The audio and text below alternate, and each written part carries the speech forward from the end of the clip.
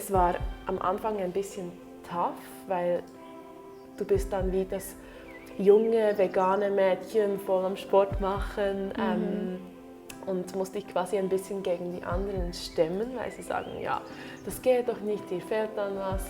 Na, das kennst du sicher auch.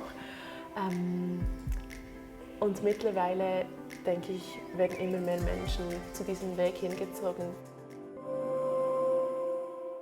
Ja, herzlich willkommen, Nicole. Wir haben jetzt gerade vorhin so viel auf Schweizerdeutsch gesprochen und jetzt müssen wir switchen.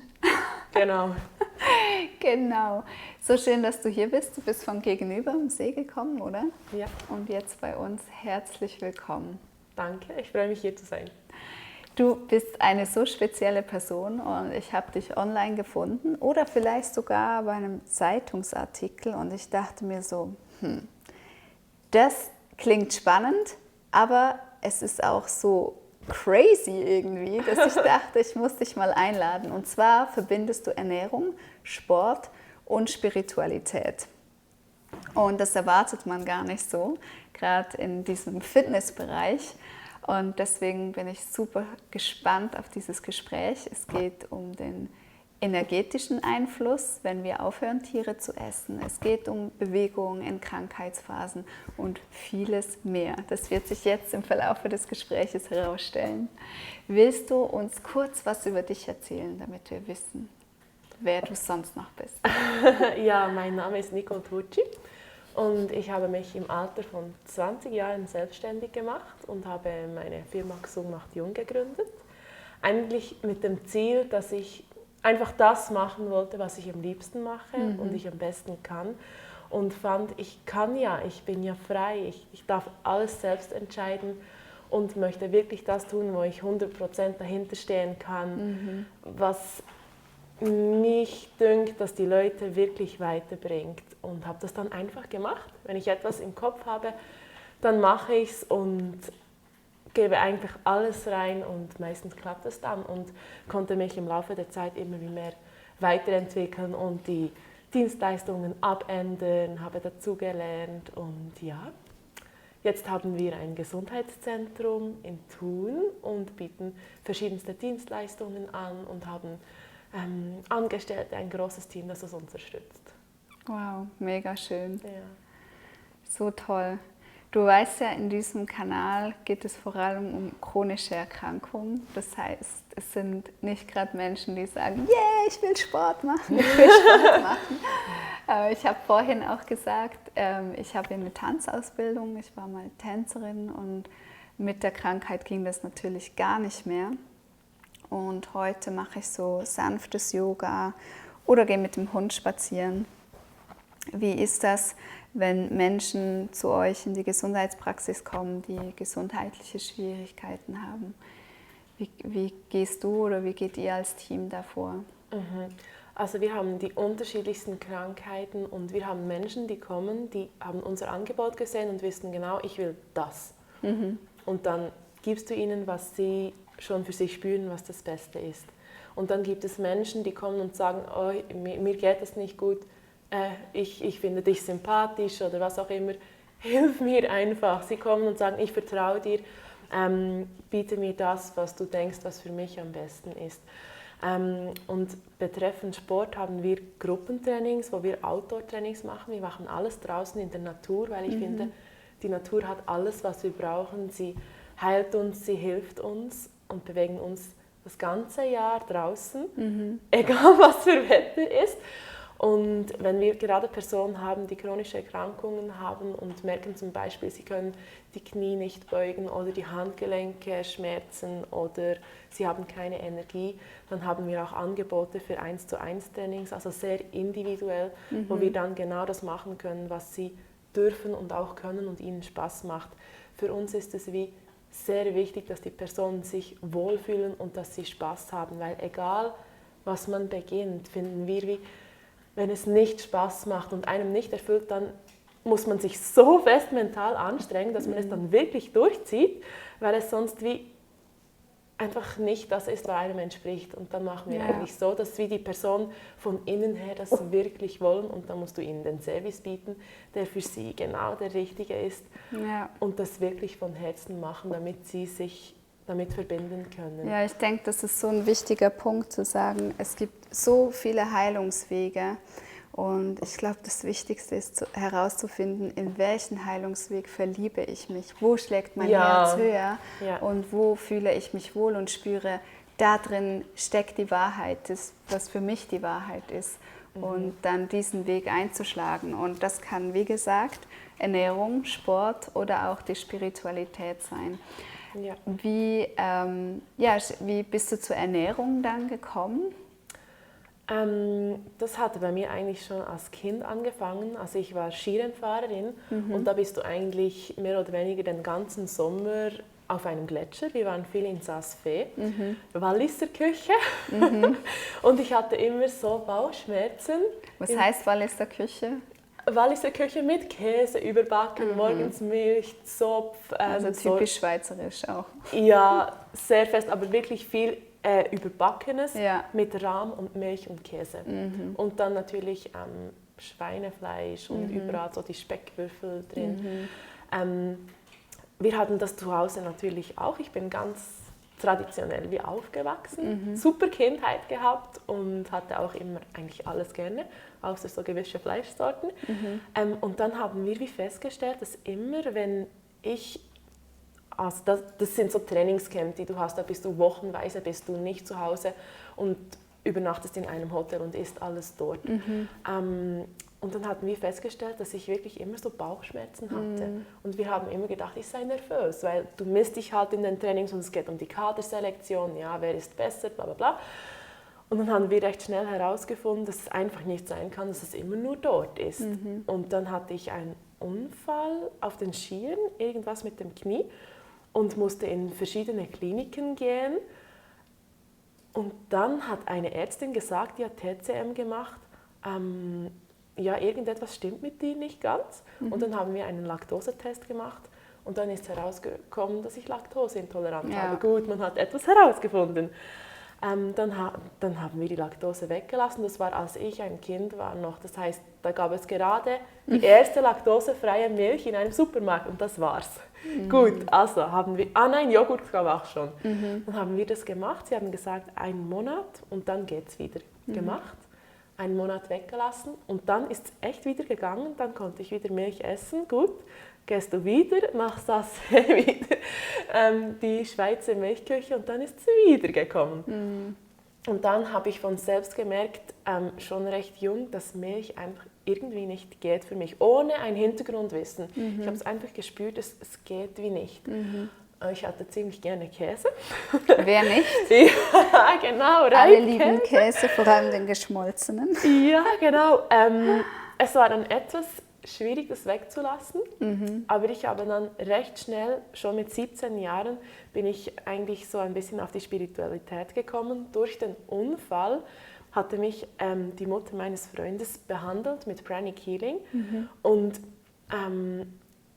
ich hatte das damals recht, ja, ich hatte völlig andere Dinge im Kopf. Ich hatte auch einen sehr großen Wandel durchgemacht. Ich war da so ich war mal Model mit Schminken und Stöckelschuhen und alles, also wirklich eine große Veränderung. Und das war für mich damals so, okay, ja, es ist schon gut. Und dann bin ich irgendwie an diesem Seminar gelandet und dann ging für mich wie eine neue Welt auf. Es hat so viel zu Was meinen bedeutet Ansichten denn Pranic Healing? Pranic Healing bedeutet eigentlich die Heilung mit der Lebensenergie, die da ist. Eigentlich den Nutzen, das Prinzip dieser Lebensenergie nutzen, um uns selbst zu heilen, weil der Körper kann sich ja selbst heilen. Wenn wir uns schneiden, es heilt ja wieder. Und dann kann man das einfach, wenn man diese Prinzipien kennt, verschnellen.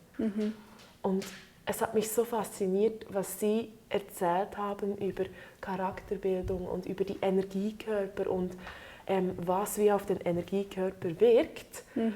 Und dann habe ich das zu realisieren begonnen und habe dann endlich begriffen, warum ich immer nach Fleischkonsum so müde war. Ich hatte das nie wie, weißt du, ganz bewusst wahrgenommen. ich hatte das wie als normal empfunden, dass man nach dem Essen halt ein bisschen müde ist und ein bisschen down ist. Gewöhnt man sich dran, ja. Ich hatte das ja wie nicht anders gekannt. Genau, ja. Ja. Und dann Das ging mir auch so, ja. lehrten sie in diesem Seminar, dass man besser Schweinefleisch in Maßen oder nicht verzehren sollte. Dann habe ich natürlich gefragt, ja, wieso? Und dann haben sie gesagt, ja, die Energie von Schweinefleisch schwingt nicht hoch und wenn du das isst, dann senkt das deine Schwingung. Und dann habe ich eigentlich so begriffen, dass es geht wie einfach nicht mehr. Und ich habe es dann weggelassen, bin ausgezogen und konnte dann wie selbst kochen und genau das so ein bisschen spüren, was mir gut tut. Und dann konnte ich meine Experimente machen, ohne Milchprodukte, ohne Fleisch. Und damals gab es eigentlich ein bisschen zu meinem Glück noch nicht so diese Ersatzprodukte. Und dann bin ich voll auf den natürlichen Weg gekommen, das Vollwertige ausprobiert und habe so viel gelesen, mir selbst beigebracht, ausprobiert. Ja, das stimmt, da liegt schon die Gefahr in der heutigen Zeit, weil es so viele Ersatzprodukte gibt und dann hast du alles Mögliche drin, an Weizen, Zucker, Geschmacksverstärker und so weiter. Und dann ist es auch wieder nicht natürlich und gesund und die Nährstoffe sind eigentlich nicht wirklich vorhanden. Das ist dann auch wieder anstrengend für den Körper. Ja, sehr. Man muss alles wieder entgiften. Ja. Bei mir hat es sich dann eigentlich wie so ergeben, je mehr ich, je bewusster ich geworden bin, je mehr ich meditiert hatte, je mehr ich Heilungen gemacht habe, gelesen habe, desto feiner ist mein Energiekörper geworden und desto weniger konnte ich mir quasi wie was erlauben, weißt du, wie ich meine. Weil du es dann gespürt hast, weil die Schwere zurückkam. Ja, es war dann wie wirklich, wenn ich etwas mit Milch oder so gegessen hatte, vielleicht nicht mal absichtlich, vielleicht absichtlich, zack, Durchfall. Ja. Es wurde dann wie einfach nicht mehr verdaut oder das Fleisch war dann wie ein Klumpen. Ja. Dein Körper hat gezeigt, nee, kein Bock drauf. Das haben wir abgeschlossen, liebe Nicole. Ja, bitte. Genau. In die Gemüseabteilung. Ja, genau. Und mein Kopf war dann immer noch, Reibkäse, aber das sollte doch irgendwie gehen. Es zeigt es einem einfach jedes Mal und mittlerweile ist es so weit entwickelt, dass wenn ich, das ist ein bisschen crazy, aber wenn ich etwas auf der Gabel halte, was nicht gut ist für meinen Körper, bevor ich es überhaupt in den Mund stecken kann, sticht es mir so fest hier rein, dass ich es ich kann es schon in den Mund stecken, es schmerzt dann einfach. Ja. Es ist ein bisschen also der Körper reagiert darauf. Schon bevor es überhaupt... Ja. Genau. Und ich habe diesen Impuls, wenn ich meiner Familie etwas zu essen mache, wie zum Beispiel einen veganen Burger, dann habe ich einen Metallengeschmack im Mund. Einen Metallen, komisch, oder? Aber so, als wäre es etwas nicht Natürliches. Ja. Und ich denke dann immer, warum essen die das? Ich verstehe es nicht. Ja. Aber wir haben es ja früher auch gegessen. Nee, die Ersatzprodukte habe ich auch schon sehr lange nicht vertragen. Und das Gute ist, glaube ich, an der traditionellen Küche, wie wir aufgewachsen sind, dass sie ja zwar Fleisch und all die Sachen in der Küche hatten, aber nicht diese vielen Zusatzstoffen. Also das ist schon in den letzten Jahren, finde ich, es hat sehr zugenommen. Das denke ich auch. Ja. Noch zusätzlich zum... Ja, und es wird halt auch viel untergemischt, was du gar nicht wie denkst. Man denkt wie, als Veganer brauche ich mehr Protein. Okay, du kaufst ein gleichwertiges Ersatzprodukt und es hat dann fast kein Protein drin eigentlich. Aber das ist ein anderes Thema. Ja, das ist Marketingstrategie. Das ist natürlich da wird jetzt einfach sehr gerne mit dem Wort Protein herumgeschmissen. Ja. Auf jeden Fall finde ich es sehr spannend. Man kann es eigentlich so auf seinen Körper hören. Und wenn die Menschen beispielsweise gerade in eine Ernährungsberatung kommen, sie sagen, ja, weißt du, ich weiß es ja eigentlich. Also sie wissen, dass Zucker und Weizen nicht gut ist. Sie wissen, dass sie weniger Fleisch essen möchten, weil aus diversen Gründen. Aber sie sagen dann aber ich schaffe es einfach nicht. Und ich habe persönlich das Gefühl, wenn man den Menschen wirklich erklären kann, warum nicht? Also, und den persönlichen Bezug. Ja, wenn du keinen persönlichen Bezug dazu hast, vielleicht ist es für einige Menschen ein bisschen abstrakt, oder? Es ist wie nicht nahe, dass es nicht gut ist für die Umwelt, weil man es nicht direkt sieht. Und vielleicht muss man ihnen dann sagen, ja, hey, schau, du hast hier das und das gegessen, du hast dich so und so gefühlt und deine Verdauung war so. Schau, das ist wegen dem, hat deine Verdauung so reagiert. Und sie so, Und wenn man es ihnen dann erklärt mit Grafiken und aufzeigt, wie ihr Essverhalten beispielsweise auf das Insulin auswirkt und was dieses Hormon macht, dann realisieren sie, deshalb sollte ich keinen Kaffee mehr trinken, deshalb könnte ich mein Frühstück umändern. Und dann klappt es eigentlich ziemlich gut, weil man die Motivation dann wie von innen definitiv, hatte. genau. Und ich konnte das dann nach einiger Zeit auch umstellen, dass ich gemerkt habe, hey, wenn ich weiter so fahre, geht es einfach nicht. Und es war am Anfang ein bisschen tough, weil du bist dann wie das junge, vegane Mädchen voll am Sport machen und musste ich quasi ein bisschen gegen die anderen stemmen, weil sie sagen, ja, das geht doch nicht, dir fehlt dann was. Na, das kennst du sicher auch. Und mittlerweile, denke ich, werden immer mehr Menschen zu diesem Weg hingezogen. Vielleicht nicht per se wegen dem Veganen, sondern weil sie merken, es ist gut für meine Gesundheit oder eine Motivation von den Tieren oder so. Ja, ich finde das so spannend, dass je mehr wir lernen, auf unseren Körper zu hören und diese Körperintelligenz aktivieren, desto klarer wird es einfach. Und es ist dann nicht der Weg des Verzichts, sondern es ist der Weg der Bereicherung, weil man aufblüht, weil man eben isst und man merkt, wow, das Essen, da blühe ich ja auf, da werde ich ja stärker. Und ja, ich glaube, dass da auch einfach noch viel Angst und Unsicherheit im Spiel ist. Abgesehen davon, dass wir fehlinformiert wurden, ist aber auch immer die Angst da, man könnte was falsch machen. Ja, und was auch einen Einfluss hat, ist, dass wir eben nicht gelernt haben, bei uns zu sein. Sonst, dass wir immer im Außen waren.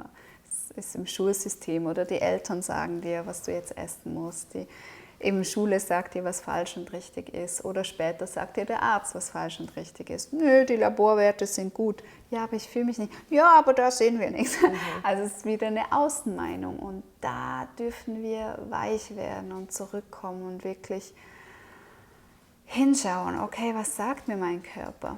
Aber dazu braucht es ja auch Zeit und Selbstannahme. Wie hast du dir diese Zeit genommen, so als junges Mädel, wo du gesagt hast, eben, das war nicht leicht, dieser Weg, wo alle anderen eine andere Meinung hatten?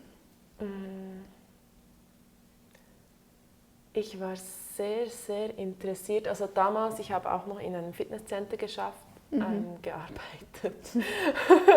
Geschafft hast du es auch. Geschafft habe ich es auch, ja. Und habe mich dann sehr informiert, weil du hast die verschiedensten Gespräche mit Personen. Ich hatte mich damals nicht wirklich mit dem Aussehen von meinem Körper auseinandergesetzt, weil bei mir ging es ja um Leistung. Du musst möglichst leistungsfähig sein im Sport. Und das Aussehen bei uns Skifahren war wie sekundär. Wenn du größere Oberschenkel hast, bist du stärker, das ist gut. Ja. Und dann kamen so viele Personen, das waren wie meine ersten Berührungspunkte mit Personen, die abnehmen wollten, die Schmerzen hatten, die zunehmen wollten aus ästhetischen Gründen. Und dann habe ich gemerkt, ich habe 2 Jahre dort gearbeitet und habe ich gemerkt, hey, die kommen jede Woche, teilweise regelmäßiger, teilweise weniger, und sie sehen immer noch gleich aus. Was ist hier falsch? Und dann habe ich mich wirklich informiert über die Ernährung und habe sehr schnell mal gemerkt, dass das Training vielleicht 20% von ihrem Ziel ausmacht und die Ernährung 80%, also so geschätzt. Ja. Und habe dann begonnen, die Leute zu beraten, was sie anders essen könnten. Kein Studium, einfach mal so kleine Tipps gegeben und dann hat es wie geholfen. Und dann habe ich gemerkt, die Leute werden so angezogen von dem und merken dann wirklich den Effekt. Und ich denke, durch das, dass ich wie gemerkt habe, auch dann an meinem Körper, durch das, dass ich umstellen musste oder wollte, habe ich mich dann selbst informiert und dann hat es wirklich, ich weiß noch, es war so schwierig, ein veganes Low-Carb-Buch zu bekommen. Ja. Es hat ein Was war einziges das? auf Die dem Markt Nullerjahre gegeben. oder die 90er Jahre? Von wo sprechen wir? Nein, es hatte wie einfach im deutschsprachigen Raum Ja. hat es wie irgendwie noch nichts gegeben Ja. und dann suchst du dir Schon halt so, verrückt, gell? du suchst dir alles zusammen, probierst es an deinem Körper aus und es hat mich so reingezogen, es hat mich so fasziniert und ich habe gemerkt, hey, das liegt mir so, es ist so natürlich und weißt du, manchmal weiß man ja einfach Dinge, weil man es einfach weiß. Und das ist mir in diesen Bereichen so ergangen. Dann kamen wie Personen zu mir mit Krankheiten, die ich vorher noch nie gehört hatte. Und ich wusste dann einfach, wo das Problem bei der Person lag. Und das hat mich dann auch bekräftigt, da weiterzumachen, dran zu bleiben und den Erfolg der Leute und die Freude, die es mir bereitet hat. Ja, ich denke, Ja, so eine feinfühlige Gabe trägst du in dir, deswegen ist diese Spiritualität bei dir ja auch dabei. Und du hast vorhin gesagt, das Wort Spiritualität, das merkst du gar nicht so, gell? ja, also es ist mehr, für mich ist Spiritualität wie, das ist einfach, jeder von uns ist eigentlich spirituell. Wenn man das Wort so hört, hat es so wie ein bisschen einen negativen Touch, weil die Leute denken, ja, es ist dann so eine nicht geerdete Person, die nichts zustande kriegt im physischen Leben. Ja. Ich finde, das stimmt voll und ganz nicht. Man muss nicht spirituell darunter verstehen, in einer Höhle im Himalaya zu meditieren und nichts machen zu können, nichts essen zu dürfen, kein Geld auszugeben, kein Geld erhalten zu dürfen. Ich finde das... Ja, oder auch gleich sich in einem Dogma zu verlieren, weißt du, dass man so krass in eine Richtung geht. Ja. Wie hast du diese Feinfühligkeit, die du jetzt schon ein paar Mal im Gespräch erwähnt hast, wann ist sie dir das erste Mal begegnet? Also ich kann mich zurückerinnern, dass ich als Kind einfach schon wusste, wie es den anderen geht und wie ich spürte, was die anderen denken. Und dann denke ich, habe ich es ein bisschen verloren durch diese Verblendung von gut aussehen wollen, Männern gefallen wollen etc. Und dann durch das, dass ich wie ins Pranic Healing gekommen bin und diese Kurse gemacht habe und es mich dann so gepackt hat, das Wissen über Charakterbildung und ich eigentlich so von dort ein bisschen gelernt habe, es geht ja nicht um das Aussehen unseres Körpers, es geht darum, dass wir gute Menschen sind, wie wir uns selbst entwickeln können und dann ist es wie automatisch es ist einfach wie gekommen. Ist wieder zurückgekommen. Ja, ich habe es nicht absichtlich gemacht, Ja. es ist einfach wieder gekommen und ich denke, Kinder haben das ja sowieso, dann verlernen wir es einfach Genau. und viele Personen verlernen es bis hinten, aber es ist wie wieder gekommen und ich denke, klar, auch die Meditationen und dass man dann einen Beruf hat, mit dem man sich sehr damit auseinandersetzt. Ja. Und ja, ich finde es sehr zentral, dass man wirklich an sich arbeitet. Ja, das ist sowas Wunderschönes. Ich kenne das auch, ich habe das auch in einem anderen Video erzählt. Ich hatte einen sehr starken Zugang zu den Engeln und ich kenne das auch, dieses Gedankenlesen, dass ich als Kind immer dachte, jetzt denkt er das und das. Und dann sind die Sachen wirklich so passiert oder Sachen wurden gesagt. Oder ich habe Dinge gefragt, wo die Erwachsenen dann mega überrascht waren und sich schon fast zu nahe gekommen oder wie sagt man so, jetzt verfalle ich dann auch schon in Schweizerdeutsch. Und dass man das, wenn wir die Körperintelligenz wieder aktivieren, und bei mir ist ja wirklich Ernährung das ist so ein essentielles Thema, ich glaube, dass wir uns reinigen können durch das, was wir essen. Und wenn diese Reinigung stattgefunden hat, ich sage immer, es ist wie so ein trüber See. Und wenn wir den reinigen und wir tauchen in dem See, dann können wir diesen Schatz wiederfinden, so unsere Berufung und sehen, wofür wir eigentlich da sind. Und genau, mein Bezug, nochmal zurück zu den Engeln, da hast du ja auch eine spezielle Gabe, gell? Ja, für mich ist es wie normal, genau. Also es ist so, dass ich Engel sehe und mit ihnen kommunizieren kann und für mich ist das halt wie, Also es war als Kind so, ich kann mich daran zurückerinnern, als Kind, wenn ich zum Beispiel an eine weiße Wand geschaut habe, also auch wenn ich an diese Wand da hinter uns schaue, war es für mich nie weiß, sondern es hatte immer so Farben drauf. Zum Beispiel, hier ist es jetzt so ein bisschen violett mit rosa. Und wenn ich die Wand anschaue, ist das halt so violett-rosa mit so, fast wie Wölkchen oben drüber. Und ich habe das gedacht, das sieht jeder so, weil für mich war es ja normal. Ja. Und dann denke ich, ist es eben wieder in der Jugend ein bisschen vergangen. Und dann, als ich mich wieder mit der Spiritualität beschäftigt habe, wahrscheinlich wieder feinfühliger wurde, ist es wieder gekommen. Und dann sind da so Dinge in der Luft rumgeschwirrt. Und dann habe ich es zuerst nicht so verstanden. Dann haben sie noch kommuniziert, aber voll freundlich. Und dann habe ich, je mehr ich gelernt habe und mich eingelesen habe, auch ein bisschen in die Theosophie, überall so in diese spirituellen Dinge, auch in die Esoterik, habe ich herausgefunden, was das ist. Und es wurde, je mehr ich selbst praktiziere, je mehr ich mich selbst reinige, desto klarer wird es und desto weniger ging es wie weg. Und jetzt ist es für mich wie, wenn ich jetzt dich anschaue, deinen physischen Körper, also sehe ich halt, wie zwischen uns in der Luft sind da ganz viele so Dinge am Rumschwirren und ich kann es aber wie gut dich anschauen und dir ins Gesicht schauen und das ist wie nebendran und ich kann es auch gut unterscheiden, was ist quasi physisch und was nicht. Das ist wie kein Problem und ich finde es sehr hilfreich, da viele Menschen Fragen haben an ihren Engeln, zu den Engeln, viele haben einen Bezug dazu. Einige denken, ja, man sagt meinen Schutzengel, aber denken, das ist wie gar nicht wahr. Und wenn ich Vorträge gebe, öffentliche Vorträge über Engel, es ist voll, es ist übervoll. Das Interesse ist wie da. Und ja, ich denke, wir spüren alle, dass es eine andere Ebene gibt, aber ja, es wurde uns halt auch nicht so beigebracht, so, dass wir das wieder aktivieren dürfen, dass wir das alle in uns tragen. Ja. Ja, also sie helfen uns sehr, die Engel, wirklich auf allen Ebenen versuchen sie uns zu helfen, geben uns Botschaften. Und ich habe wirklich begonnen, die Engel der Leute abzuzeichnen, damit sie wissen, wie sie aussehen und ihnen ihre Botschaft zu übermitteln.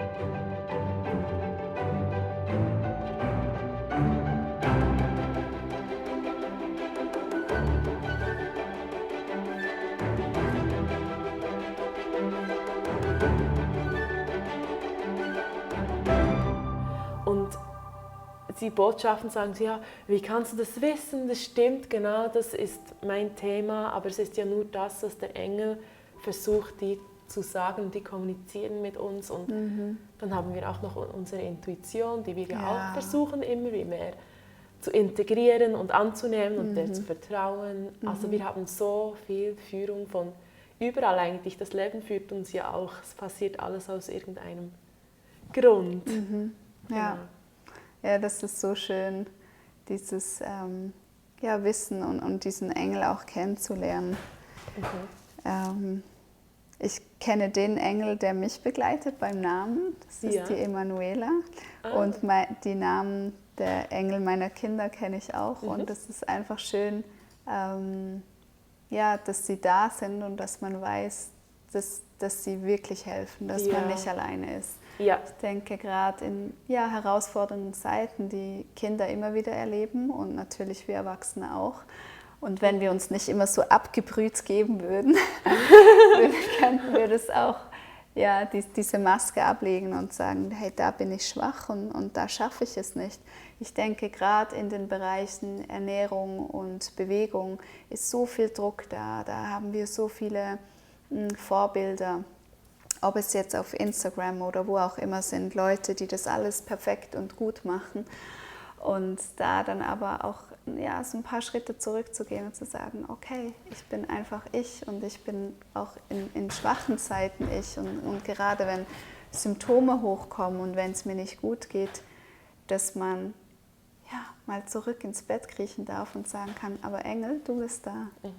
Das ist so eine Erleichterung in dieser Funktionswelt, in der wir gerade ich denke leben. auch gerade für Personen, die sich oft einsam fühlen, alleine, es hilft so fest, wenn du weißt, es ist immer jemand, also es sind ja mehrere immer bei einem, sie sind immer da. Und das denke ich, das hilft sehr. Es ist vielleicht teilweise ein bisschen schwieriger, weil man sie halt nicht sehen kann, also die meisten Personen, aber schon nur das Wissen oder wenn man mal durch eine Person oder sonst Kontakt hatte, dann ist es wie für einen auch realistischer, dass sie wirklich da sind. Ja, bei Einsamkeit. Ja, wunderbar. Ach, so schön. Ja, ich finde es beeindruckend bei dir, dass du wirklich diese 3 Themen so natürlich verbindest. Wir waren vorher auch noch beim Gespräch, ich habe dich gefragt, ob du denn die Arbeit von Medical Medium Anthony William kennst. Und ich habe dir ja erzählt, dass ich das mit dem Ayurvedischen verbinde. Das heißt, ich schaue mir an, welche Elemente sind eigentlich vorhanden im Körper. Ist mehr Luft drin oder mehr Wasser oder mehr Feuer? Was löst Entzündungen aus? Und dann hast du so schön gesagt, aber das beißt sich doch.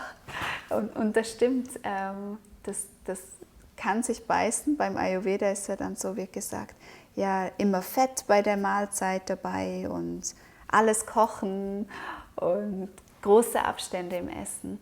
Und ich denke, dass es so wichtig ist, gerade in der heutigen Zeit, wo wir so viele Informationen haben, so viele Heilungswege, dass wir uns mit so vielen beschäftigen und dann schauen, was ist der Nutzen daraus und individuell bei Menschen bleiben und sagen, du hast so einen hohen Luftanteil, dir geben wir die Suppe und du brauchst Wärme. Ob jetzt die seelische Wärme oder die Nahrung. Und das finde ich so interessant an deiner Arbeit, dass du da auch so offen bist und das alles anschaust, auf allen Ebenen. Ich habe vor allem bei mir gemerkt, das Medical Medium hat mich sehr angesprochen und ich lasse das auch wirklich sehr viel in meine Beratungen einfließen. Und was ich bei ihm spannend finde, ist, durch das, dass er das über den Spirit bekommt, habe ich das Gefühl, die Energie ist so fest maßgebend von den Lebensmitteln. Weil ich sehe auch die Energie in den Lebensmitteln. Also wenn wir zum Beispiel, sagen wir, 2 Äpfel hätten und ein Apfel ist wie vom Gewächshaus gewachsen, vielleicht schon ein Jahr gelagert und gewachsen oder so, und einen anderen Apfel direkt vom Baum gepflückt, dann hat dieser Apfel viel mehr Energie. Also die Aura vom Apfel ist viel größer als, das ist ja auch ein Apfel. Und so geht es mit allen Lebensmitteln. Es gibt Lebensmittel, die machen einfach wie keinen Sinn zum Essen, weil sie keine Energie, kein Leuchten, keine Lebensenergie drin haben. Und bei Anthony Williams ist einfach so, du schlägst das Buch auf und dann siehst du einfach, es sind wie die Lebensmittel, die Energie noch haben. Das sagt ja auch, dass man frische Dinge essen soll und das entspricht mir total, weil es wie, wenn ich ein Essen vor mir habe und es leuchtet nicht, für was soll ich es dann essen? Weil ist was ist der Nutzen davon? Es ist wie ein Füller und es ist nur Aufwand, es von hier nach hier zu bringen. Es nützt wie nichts. Und ein Aufwand, der unser Körper für andere Dinge aufwenden könnte, für die Reparatur oder die Entschlackung. Es ist sogar eine Ablenkung. Also die falsche Nahrung kann unseren Körper davon ablenken, seinen Job zu erledigen und das wäre uns aufzubauen, andere Dinge abzubauen und loszulassen. Das ist unglaublich. Ja, mich hat es auch so motiviert, diese ganzen Weisheiten von Anthony William, welches Obst auch welchen Tröster und welche Energie in sich trägt, dass man eben sagt, das heilt dich in dieser Situation, das ist gut für dich. Und das dann wirklich zu erfahren und auszuprobieren, wenn man leichte Übelkeiten hat, ich nehme jetzt eine Birne, weil die wird meinen Magen beruhigen und dann zu merken, es hilft. Es ist genau so. Ja, es ist wunderbar. Ja, und ich finde, er begründet so gut mit der Physis dann, dass es wirklich so verständlich ist und man den Nutzen wie wirklich dahinter sieht. Und für mich, ich bin mehr auf die Energie fokussiert, aber muss natürlich ganz klar den physischen Anteil kennen, sonst ja, wie willst du Beratungen machen? Und es ist stimmig, es ist wirklich stimmig. Und man merkt auch einige Personen, wenn sie kommen und ich sage, hey, versuch's mit dem Selleriesaft, sie kriegen ihn nicht runter, weil es ja einfach noch nicht die Zeit ist oder es vielleicht die Energie ist zu stark. Genau, das kann auch sein. Ja.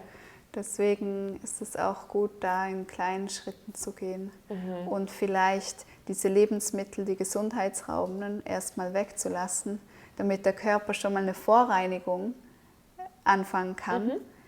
Weil wenn die Person noch ganz viel Essen zu sich nimmt, was den Körper überfordert oder in deiner Sprache von Energielevel ihn K.O. macht noch in dem Moment und dann kommt Selleriesaft, was so wow, total abgeht. Ja. Was ich oft die Erfahrung gemacht hatte, wenn Personen mir gesagt haben, ja, weißt du, ich habe versucht ohne Zucker oder ohne Weizen, das sind so die zwei Hauptdinge, ja, aber ich habe es dann nicht geschafft, habe ich wie gemerkt, es ist wie auf den Mangel fokussiert. Du fokussierst dich auf das Schlechte, das du nicht mehr genau, auf den Verzicht. Ja, genau. Und dann macht es wie mehr Sinn, wenn man sich auf das fokussiert, was wie anstelle von dessen sein könnte. Also immer wenn man wie Brot gegessen hat, was könnte man dann essen, dass man sich auf die Alternative fokussiert und dann kann man ja wie in verschiedene Level gehen. Man muss ja nicht gleich beim höchsten Level einsteigen und was auch immer das höchste Level sein mag für eine Person. Ich habe wie so aus Erfahrung wirklich gemerkt, wenn eine Person, sagen wir mal, sie hat eine Ernährungsberatung gebucht, ist sie gekommen und ich habe gemerkt, es ist so viel, es ist wirklich emotional, auch das Essen ist so ein emotionales Thema. Oh ja. Und dann konnten wir das wirklich verbinden, habe ich die Person gefragt, hey, ich habe in deinen Protokollen gesehen, es war meistens abends vor dem Fernseher oder wenn du frei hattest an den Wochenenden. Gibt es da etwas, das dahinter ist? Wie fühlst du dich dann? Und dann kommt es, vielleicht kommt sogar das Weinen. Ja, und dann, sehr oft kommt das Weinen. Gell? Ja. Das ist die Maske, von der ich vorhin gesprochen habe, wenn wir natürlich die immer anbehalten und so tun müssen, als würden wir über den Dingen stehen. Ja. Oder auch die Schamgefühle für die Süchte, die ganz fest gelust auf etwas, dieses und dann das halt ein Pack, 2 Pack von, ich weiß nicht, Chips, Keksen oder so essen. Das große Schamgefühl, das dann kommt und dann wird es noch schlimmer. Man kann das ja auf der physischen Ebene sagen, hey, schau, du hast Dinge gegessen, die deinen Blutzuckerspiegel sehr fest nach oben gejagt haben, dann wieder nach unten und deshalb hattest du dann das Verlangen nach dieser Nahrung. Oder man kann hinschauen, hey, was musst du dir runterdrücken? Und sehr oft sind die Personen dann wirklich bereit und sagen, hey, ich komme in eine energetische Behandlung und sie freuen sich dann echt darauf und dann machen wir ein Scanning. Und das sieht dann so aus, man scannt wie die Aura. Hey! Ist sie weit weg? Scannst du die Aura und die Energiezentren und dann merkst du recht schnell mal, wo hat es eine Blockade. Und dann sagst du, hey, hast du einen Klotz zum Beispiel im Hals? Das trifft oftmals also es ist vielleicht ein bisschen stereotypisiert, aber bei den Personen, die sich Dinge runterfressen müssen. Ja. Vielleicht sind sie sich schon bewusst, vielleicht nicht, ist es so wie hier, man kann es wie nicht loslassen. Oder hier und dann kann man es wie einfach wegreinigen, diese Energie. Sie müssen nicht mal groß darüber sprechen, sondern man reinigt diese Energie fort und dann geht wie die Sucht, auch Alkoholsucht, verschiedenste Süchte gehen einfach wie weg. Und das Schöne ist, gell, die erste Anerkennung, dass das auch sein darf. Weißt du, diese Sucht hat eine Lösung. Unser Körper macht nie etwas, um uns zu schädigen. Es ist immer eine Lösungssuche. Und wenn die Lösung ist, sich was reinzufuttern, dann ist es im ersten Punkt einfach mal eine Lösung. Und dann hinzuschauen, wo ist das Problem, wo ist die Ursache, was löst es aus, warum hilfst du dir darüber? Dann ist es ja nicht diese Scham, weil du hast sonst, hey, das ist gerade deine Hilfestrategie und jetzt schauen wir an, vielleicht gibt es noch andere Strategien. Ja. Und das in diesem tieferen, zu sagen, wo sitzt es fest? Ja. Das finde ich ja auch so schön bei Medical Medium oder auch Emotion Code, zu sagen, wo haben sich diese Emotionen festgesetzt und was darf gelöst werden. Genau, dass der Fokus dann nicht darauf liegt, ich habe immer ein Verlangen auf Zucker oder so und dass man dann den Fokus so darauf legt, sondern dann wie, hey, das ist jetzt einfach so, wie ich es kompensiere. Genau. Und es kommt von dem und dem. Und so viele Personen erleben Dinge, die man vielleicht beispielsweise eine Scheidung der Eltern oder eine Trennung vom Partner, die man dachte, ja, es war jetzt vielleicht nicht so schlimm für mich oder ich habe es geschafft, aber das sitzt manchmal so tief. Ja. Und wenn man dann daran arbeiten kann, gehen automatisch die Süchte und die Verlangen gehen einfach weg. Es kommt einfach nicht mehr. Und da finde ich es schön, dass wie den Personen Techniken gegeben werden können, zum auch selbst an sich schaffen und arbeiten und selbst die Selbstheilung, gell? Ja, die Verantwortung Selbstannahme. Ja, es tut vielleicht gut, wenn man wie mit einer Person darüber sprechen kann, die schon Erfahrung hat und wie unabhängig und neutral ist. Genau.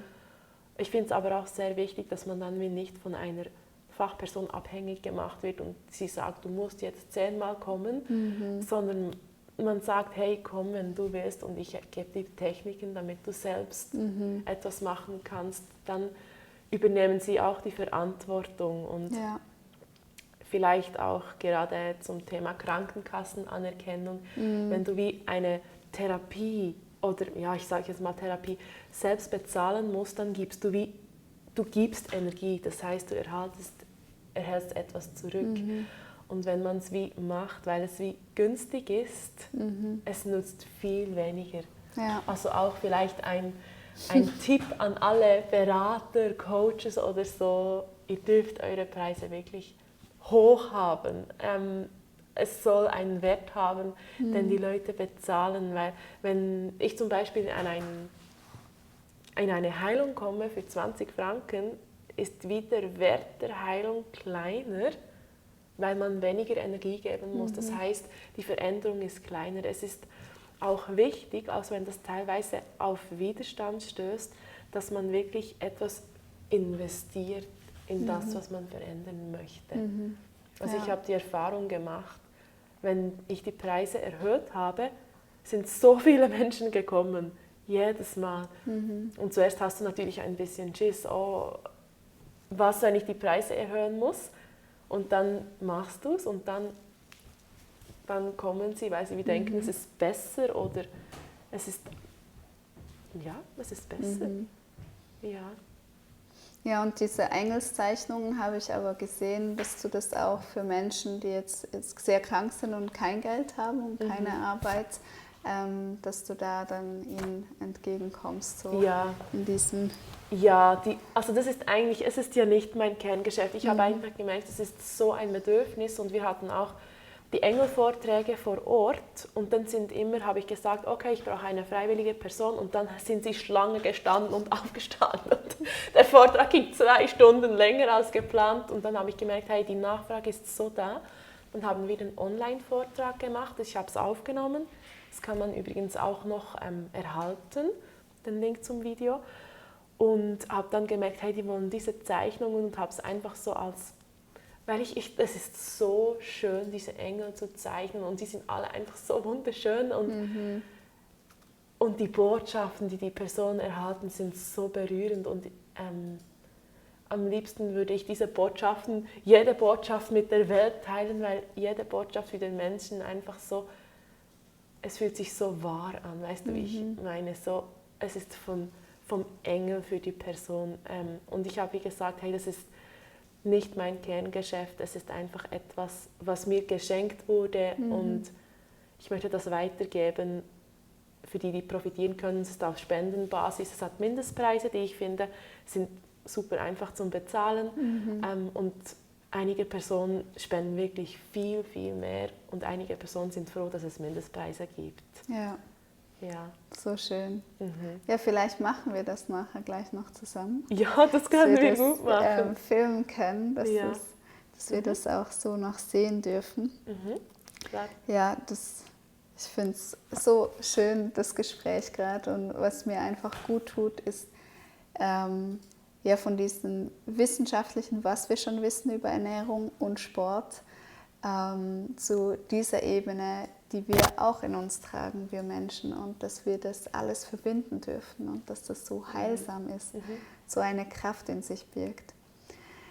Was würdest du ja als Ermutigung einem Menschen mitgeben, der jetzt gerade wirklich gebrochen ist und vom Bett auch nicht mehr hochkommt und wirklich chronisch krank ist und sagt, ich kann nicht mehr, schon nur eine Mahlzeit zuzubereiten, das schaffe ich nicht.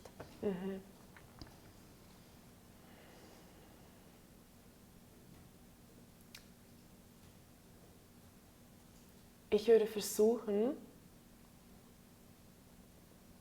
der Person wirklich, es kommt ein bisschen darauf an, ich müsste wie die Person sehen, aber wir versuchen es ja jetzt zu generalisieren, dass wie das Herz im Fokus sein soll. Es trifft vielleicht nicht 100% zu, weil einige haben die Verletzung ja genau von hier, dass sie so fest verletzt wurden. Aber ich finde, unser Herz ist so ein Schlüssel, und wenn wir uns einfach wirklich darauf fokussieren können, sollte sich so vieles öffnen. Und ich habe auch bemerkt, dass sehr viele Personen jetzt auch gerade dank dem Lockdown, den wir in Corona hatten, sie mussten nicht arbeiten gehen, realisiert hatten, dass sie so unglücklich sind mit ihrer Stelle, mit ihrer Partnerschaft, mit ihrer Wohnung etc. Und ich würde Personen empfehlen, dass sie sich überlegen, eine Liste machen, wenn sie das von der Energie her schaffen, das wirklich aufzuschreiben, ein Papier zu nehmen und aufzuschreiben, erstens, was ich gerne tue, ein zweites Blatt, was ich gut kann.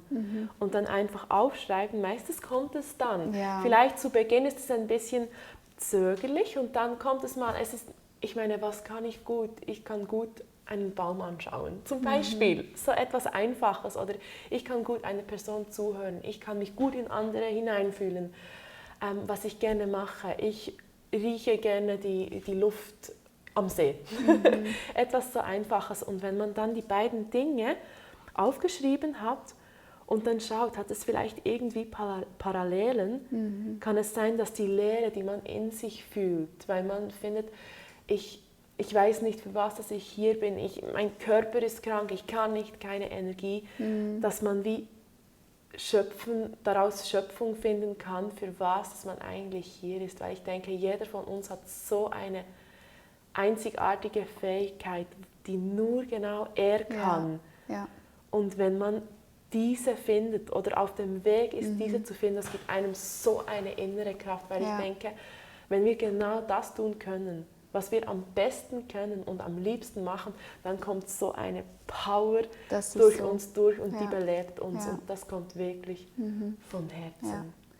Das ist immer einer der Punkte, die ich nenne, warum wir krank werden, ist das Leben gegen das eigene Grundnaturell. Ja. Und ich glaube, wenn wir da in diese Heilung reinkommen dürfen und wirklich merken, wow, ich bin wertvoll, ich kann das und das gehört zu mir. Und wir uns dann aufbauen können, ob das jetzt mit dem Heilungsweg über die Ernährung ist oder Bewegung oder Energieheilung. Wenn wir da hineinkommen, dann zu spüren, das bin ich. Ja. Und dann kommt diese Kraft, und ich darf das beobachten bei all diesen Menschen, die ich interviewe, wenn sie sich dann geheilt haben, was für Visionen entstehen, welche Träume wahr werden, das zu sehen, das ist so unglaublich. Ja. Und das ist das, ja, was du sagst, wir haben eine Berufung, dürfen etwas verändern in dieser Welt. Und du hast bevor wir unser Gespräch hatten, hast du gesagt, du hast eine Erklärung dafür, warum die Menschheit überhaupt auf der Erde ist. Weil manchmal denkt man, es ist schon ein bisschen sinnlos. Der Mensch, der rodet die Bäume, tötet die Tiere, verpestet die Luft. Und du hast hier für dich eine schöne einen schönen Sinn gefunden. Möchtest du den auch noch teilen? Genau, gegen den teile Ende? ich sehr gerne. Ich möchte noch kurz eine Ergänzung zu vorhin machen, was du angesprochen hast von der Berufung. Ja. Wie soll ich das formulieren? Das, wofür man bestimmt ist, das ist so natürlich in einem schon vorhanden. Ja. Das ist nicht etwas, wofür man noch XY lernen muss, diese Ausbildung machen muss, das erkämpfen, erarbeiten muss. Das, was wirklich für dich bestimmt ist, das kannst du einfach so. Seit Geburt, das bist du. Es ist Dinge, wir haben vorhin schon kurz angesprochen, Dinge, die man einfach weiß. Ja. Es ist das Natürlichste, was du am liebsten machst und dir nie langweilig werden würde, was du 24/7 machen kannst und sich nicht wie Arbeiten anfühlt. Das ist das für das, was jede Person da ist. Und das, denke ich, ist sehr erleichternd, das zu wissen, weil dann ist es ja eigentlich ganz einfach, das Leben. Und das ist es auch. Und zur Beantwortung deiner Frage, wie so ein bisschen meine Weltansicht ist. Durch das, dass ich immer mehr gelernt hatte, mich an Seminaren weitergebildet etc., habe ich mich gefragt, hey, warum sind wir eigentlich hier? Und ich sage es jetzt einfach gerade so, wie ich das für mich empfinde. Ich habe die Erklärung für mich so, dass es eigentlich wieder darum geht, das Licht auf die Erde zu bringen und das Licht in die Erde zu verankern. Also, oder die Energie, man kann dem beides das Gleiche sagen, weil eigentlich am Schluss alles eins sein soll. Ist es schon, aber wir leben es noch nicht. Und alles Licht sein soll. Und dazu ist die Menschheit zuständig, dass alles, was noch Dunkelheit ist und was uns daran hindert, dass es wirklich fließen kann, weggehen kann. Und meiner Meinung nach kommt das Licht durch die Menschen und verankert sich dann in der Erde. Und wir Menschen haben das als Aufgabe und wir können uns gegenseitig helfen, damit wir alle durchlässiger sind. Wenn wir krank sind, blockiert das Licht, es kann nicht frei durch uns fließen. Also Krankheit ist eigentlich, wenn die Energie nicht fließen kann. Und wenn es gesund ist, dann kann die Energie überall gut fließen. Und je schneller sie fließen kann, desto gesünder ist es. Das heißt nicht, dass eine Person so nervös sein muss, wenn die Energie schnell fließt, sondern einfach die Heilungsrate ist auch viel höher und wir können wie mehr bewirken. Also dass die Energie und das Licht durch uns durch in die Erde gehen kann und dass eigentlich jeder von uns dann wie ein Kanal ist und wir auch den anderen helfen kann. Oder wenn es mir selbst besser geht, kann mehr Energie, mehr Licht durch mich durch und auf andere Personen ausstrahlen. Das heißt, ihnen kann es besser gehen und dann können wir eigentlich alle zusammen uns gegenseitig heilen und uns nicht mehr verletzen und halt alle die Dinge, die gegen das Licht sind, nicht mehr tun und uns gegenseitig heilen. Und deshalb habe ich auch, ich habe mit Ernährungsberatungen angefangen und gemerkt, hey, es braucht noch mehr. Trainings braucht es auch, damit die Leute wirklich durchlässig sind. Die Bewegung ist so hilfreich, damit Stauungen vom Körper weggehen können. Ja, definitiv. Und jede Person braucht ein bisschen andere Bewegungen. Für einige muss es wirklich sehr intensiv sein und für mit andere Schwitzen, ja, und viel hüpfen, schwitzen, rennen und für wiederum einige atmen. Genau, schon mal tief in den Bauch runteratmen wäre ja schon mal eine gute Übung. Ja. Und einige brauchen wirklich Hilfe, Unterstützung mit energetischer Heilung. Andere machen es übers Gespräch, andere machen es übers Wissen. Ja. Es gibt so verschiedene Wege, wie Blockaden einfach von einem wie weggehen können, weil man das Verschiedene gefunden hat. Und deshalb haben wir so ein breites Angebot, dass jeder genau das sich rausnehmen kann, was seine Blockade löst, damit seine Energie fließen kann und er erhellt wird, die Person um ihn herum, die Umgebung und schlussendlich eigentlich das Ziel, dass alle wie eins sind, die Erde erhellt wird. Und dann haben wir Menschen vielleicht in einem sehr vielen Leben mal unser Ziel erfüllt. Genau. Ja, ich finde es so schön, dass du sagst mit dem Licht, was man aber auch als Energie benennen kann. Ich habe ein paar Bücher darüber gelesen. Ich meine, ein führender Wissenschaftler ist Dr. Joe Dispenza oder auch Bruce H. Lipton. Und da gibt es ja wirklich wissenschaftliche Tests, wo sie das messen. Und Freude, Liebe, Annahme, das schlägt ja so aus. Und Hass und Trauer und Wut ist einfach nur so ein kleiner Zack. Ja.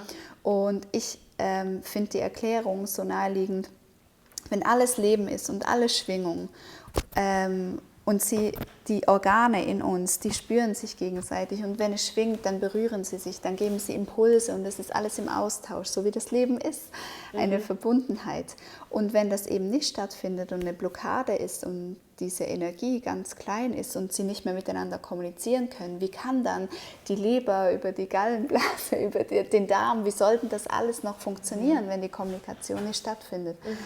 Und das war für mich auch so erleuchtend, da in dieses Feld der Meditation hineinzugehen und mit diesen Gefühlen auch zu spielen. Einerseits in die Annahme zu gehen und die Blockaden mal anzuerkennen, das haben wir auch schon angesprochen, das geht mit Trauer einher. Dann weint man, dann lässt man los, das sind große Verletzungen, große Stauungen. Das lösen zu können und dann das trainieren zu dürfen, in diese positive Haltung reinzukommen. Und das, so wie du sagst, das Licht oder Energie, dass das wieder miteinander kommunizieren kann. Sehr schön, ja. Ja, ich denke, es zieht uns auch zu den richtigen Personen. Man kann das so gut erklären, zum Beispiel mit der Aura, wenn eine Person so nahe zu einem kommt und dann fühlt man einfach, ja, kannst du bitte ein bisschen weggehen?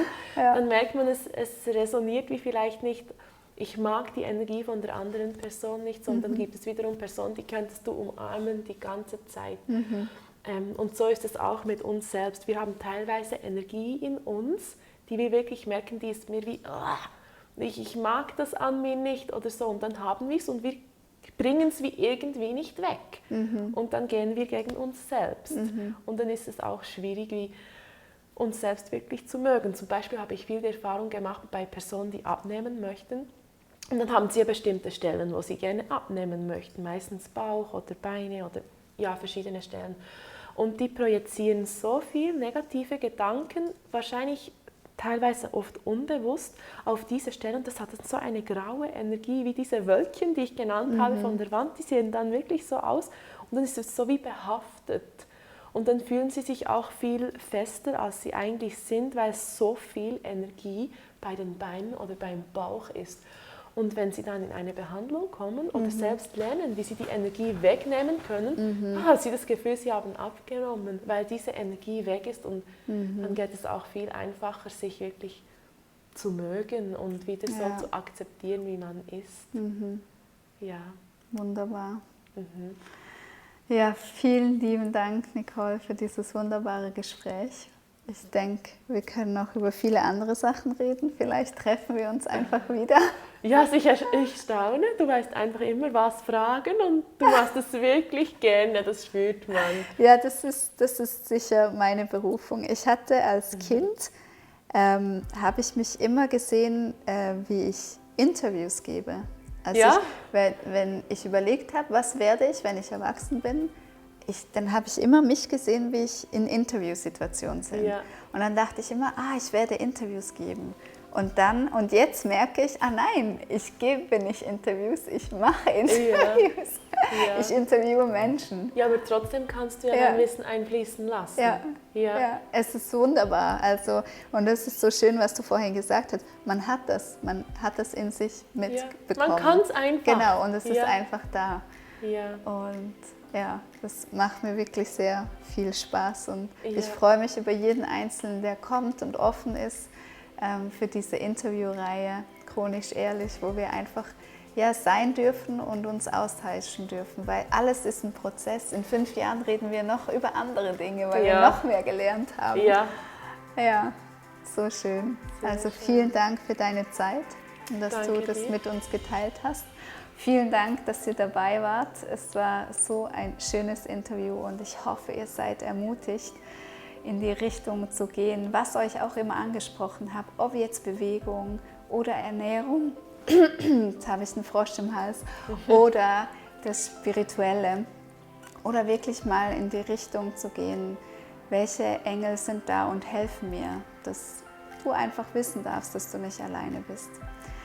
Und ja, wenn euch das Video gefallen hat, ich freue mich immer über eure Kommentare und ich muss an dem Punkt sagen, ich bin jedes Mal so berührt, wenn ich einfach davon lese und diesen ehrlichen Austausch, den wir hier haben. Vielen lieben Dank dafür und dann bis zum nächsten Mal. Ciao!